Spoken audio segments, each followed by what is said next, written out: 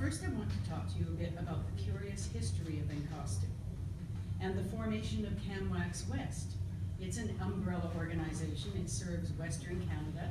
It was founded here in Penticton, and it anchors a serious modern movement in this ancient medium. The Okanagan, famous for many remarkable attributes, is now recognized in North America and through the social media throughout the world as a center of encaustic activity. How did this all happen? Well, to put this into perspective today, I want to mention 4 names, and you'll see why shortly. One is Joanne Matera. Another is the late Thea Haubrey. Sherry Bartlett and Bethany Handfield are the other 2. Joanne Matera is a figurehead in modern encaustic on this continent and abroad. She is a respected painter, a founder of conferences, and the author of a reference book which is perhaps the absolute foundation piece in encaustic handbooks for artists. I met her when I traveled to Massachusetts for an international encaustic conference, and at that time our local circle of encaustic artists was small, and we were striving to overcome the novelty factor associated with working in a medium which to many people looked like fooling around with melted crayons. Thea Hubbard was our teacher and our inspiration, and it was she who encouraged me to attend the Massachusetts conference, and we traveled there together. Thea made it her business to introduce me to all the important encaustic leaders at the time, just as if we Okanagan painters were part of that world, which it turns out we are. It was Thea's dream that we would evolve to a state of enviable quality in our work, and that our association with one another would create the right mix for making the Okanagan a hotspot, nationally and globally. And Thea's wish came true, although she didn't live to see the flowering of Canwax West. She did, however, supply us with all the tools to make it work, including familiarizing us with the artwork and writings of figurehead encaustic practitioners, such as Joanne Matera.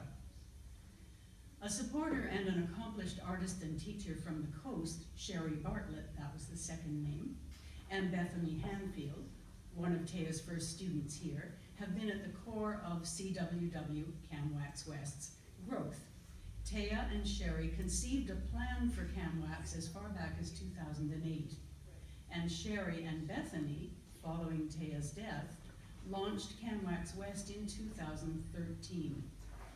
And word has just come that Bethany and Sherry will both be attending the 11th annual Encaustic Conference in Massachusetts in 2017, full circle. And this annual interdisciplinary event brings a community of artists from all over the world to meet and work together with gallerists, curators, critics, and collectors engaged with wax, with printmaking, mixed media, professional practices, and more. The conference itself, 11 years ago, was founded by Joanne Matera. Her book, The Art of Encaustic Painting, Contemporary Expression in the Ancient Medium of Pigmented Wax, was published in 2001. And I've been asked this evening to present a nutshell history of encaustic, and I've borrowed liberally and so very respectfully from Joanne's text to fulfill my daunting assignment to outline over 2,000 years of history in a handful of minutes. So beginning where the modern revival had its wellspring, we tap into an interview Matera had with American artist Jasper Johns. He had been experimenting with encaustic for a couple of decades at the point this interview took place.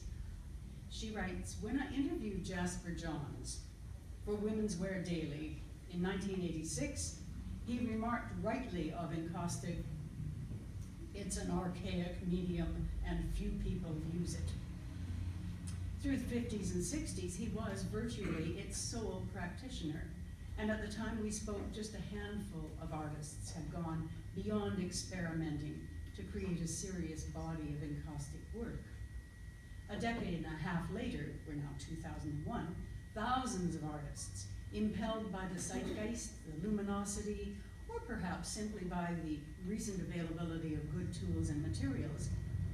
At that point, they were exploring the possibilities of expression in pigmented wax. And what a sweet irony it is that at the beginning of a new millennium, when cyber images are generated at the speed of light as pixels on a screen, a laborious medium that flourished over 2,000 years ago should once again become a hot commodity. And hot is the appropriate word here for encaustic, from the ancient Greek encaustikos, meaning to heat or to burn. Heat is used at every stage of encaustic painting. The medium itself consists of beeswax melted with a small amount of rosin to impart hardness. It becomes paint when pigment is added to the molten wax. Painting requires the artist to work quickly, for the wax begins to harden the moment it leaves its heat source. And what makes encaustic unique, indeed what makes encaustic, is the application of heat between layers of brush strokes.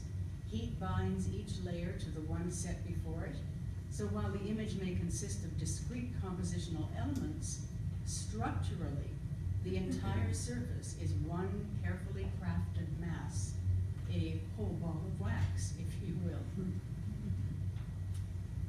So as to the history, well, the early history of encaustic is washed up on our contemporary shores in evocative fragments, an archival scrap of information here, a startling image there, born not unlike a message in a bottle by vessels from various times and places.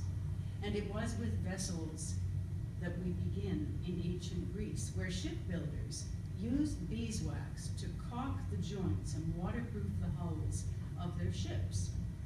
It would be a very short creative leap to pigmenting that wax and then patterning the surfaces of a waxed hull. And Homer, writing in 800 BC, makes note of painted warships sailing into Troy.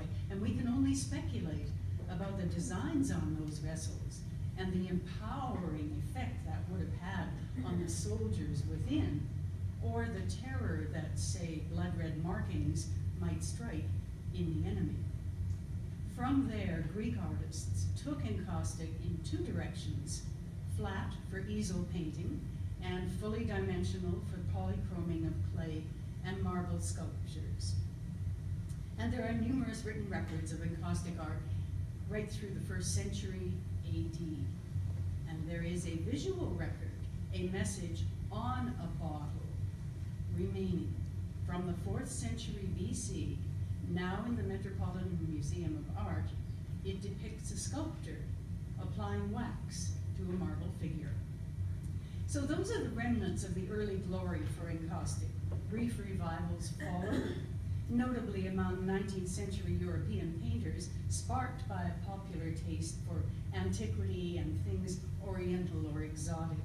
But on the whole, art in succeeding centuries, the artists discovered new, less labor-intensive painting devices: tempera, fresco, oil painting, and most recently, acrylic. Encaustic became just a footnote in art history, and it remained there until 1954, when a young painter, tired of waiting for his oils to dry, put encaustic on his canvas. And that artist was Jasper Johns, whose work catalyzed the modern encaustic movement. Which brings us to the 1990s. We're getting there. The 90s saw an exponential increase in the use of encaustic, and two landmark, groundbreaking exhibitions documented its presence as a reality in the art world. In 1992, in Palo Alto, there was an exhibition called Contemporary Uses of Wax and Encaustic. And in 1999, in New Jersey, there was an exhibition called Waxing Poetic: Encaustic Art in America. And here we are, not so far, but very far from that. Like quotation marks, those two exhibitions virtually opened and closed that decade, and encaustic was, once again, on the map. In the 21st century, contemporary encaustic painting is now no longer separate from contemporary art because, as we know, it's not the paint that makes the painting, but the artist. In this new century, as encaustic loses its novelty status, encaustic history and art history will more fully intertwine. Each new painting, exhibition, essay, and review, each workshop, conference, and gathering such as this one are contributing to that history. Canwax West participates in creating that history by representing encaustic artists from Western Canada, by hosting annual workshops led by leading encaustic experts and practitioners, by hosting 2 exhibitions a year, one of them this one tonight, and by holding studio painting sessions every second week, offering participants the opportunity to develop their work in a community of like-minded artists. All volunteers, all in all, a huge hive of activity. So the show that's opening tonight is this year's Brilliant Moments competitive show, and it runs until January 4th. There is a special event tomorrow. There is an open house that runs from 11 to 5, and if you're here between 2 and 3 p.m., there's an encaustic demo and an art raffle. And at the end of the run of the show in January, there will be awards for the prize for the paintings judged to be the most successful. And by the way, there is a ballot box for putting your People's Choice,